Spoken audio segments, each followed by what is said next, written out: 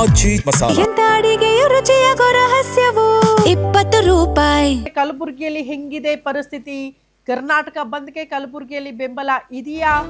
ಅಂಗಡಿ ಮುಂಗಟ್ಟುಗಳು ಓಪನ್ ಆಗಿದೆಯಾ? ಸಂಚಾರ ಇದೆಯಾ ವಾಹನಗಳದ್ದು ಅಂತ ಪ್ರಶ್ನೆ ಮಾಡಿದ್ರೆ ಹಂಗೆ ಇದೆ. ಕಲಬುರಗಿಯಲ್ಲಿ ಕರ್ನಾಟಕ ಬಂದ್ಗೆ ನೋ ರೆಸ್ಪಾನ್ಸ್. ಬಹುತೇಕ ಜಿಲ್ಲೆಗಳಲ್ಲಿ ಇದ್ರ ಬಗ್ಗೆ ಮಾಹಿತಿನೇ ಇದ್ದಂಗೆ ಕಾಣಿಸಲ್ಲ. ಯಾಕಂದ್ರೆ ಸಂಘಟನೆಗಳಲ್ಲೇ ಒಗ್ಗಟ್ಟಿಲ್ಲ, ಯಾರಿಗೂ ಕೂಡ ಕರೆದು ಮಾತನಾಡಿಸಿಲ್ಲ. ಸೊ ಒಗ್ಗಟ್ಟು ಪ್ರದರ್ಶನ ಆಗಿದ್ರೆ ಬಹುತೇಕ ಜಿಲ್ಲೆಗಳಲ್ಲಿ ಬಂದ್ ಯಶಸ್ವಿಯಾಗಿ ಹೋಗ್ತಾ ಇತ್ತು.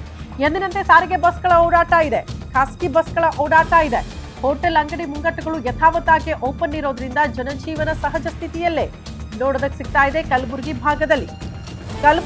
ಭಾಗದಲ್ಲಿ ಅಟ್ಲೀಸ್ಟ್ ಹೋರಾಟಕ್ಕಾದ್ರೂ ಪ್ರತಿಭಟನಾಕಾರರು ಮುಂದೆ ಬಂದ್ರ ಅಂದ್ರೆ ಇಲ್ಲ. ನಿಮಗೆ ನೆನಪಿರಬಹುದು, ಈ ಹಿಂದೆ ಕೂಡ ಕಾವೇರಿ ನದಿ ನೀರು ಹಂಚಿಕೆ ವಿಚಾರಕ್ಕೆ ಸಂಬಂಧಪಟ್ಟಂತೆ ಪ್ರಾಧಿಕಾರ ಕೊಟ್ಟಿರುವ ತೀರ್ಪನ್ನ ವಿರೋಧಿಸಿ ಇಡೀ ಕರ್ನಾಟಕ ಬಂದ್ಗೆ ಕರೆ ಕೊಟ್ಟಾಗ ಯಶಸ್ವಿ ಆಗಿತ್ತು. ಆ ಯಶಸ್ಸು ಎರಡೆರಡು ಬಾರಿ ಬಂದ್ಗೆ ಕರೆ ಕೊಟ್ಟಾಗ ಒಂದ್ ಹಂತದಲ್ಲಿ ಸಿಗ್ಲಿಲ್ಲ, ಒಂದ್ ಹಂತದಲ್ಲಿ ಬಂದ್ ಆಯ್ತು. ಯಾಕಾಗ್ಲಿಲ್ಲ ಅಂದ್ರೆ ಸಂಘಟನೆಗಳಲ್ಲೇ ಒಗ್ಗಟ್ಟು ಮೂಡ್ಲಿಲ್ಲ ಅಂತ.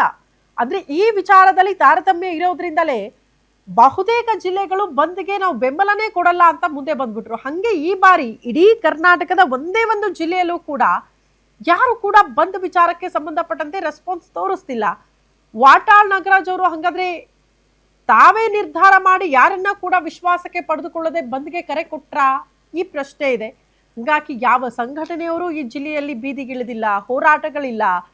ಇಷ್ಟೊತ್ತಿಗೆ ಹೋರಾಟ ಪ್ರತಿಭಟನೆ ಹೆಂಗಿರ್ಬೇಕಿತ್ತು ಹೇಳಿ ಬಂದ್ ವಿಚಾರಕ್ಕೆ ಸಂಬಂಧಪಟ್ಟಂತೆ, ಬಟ್ ಎಲ್ಲೂ ಕೂಡ ಏನು ಕಾಣಿಸ್ತಿಲ್ಲ.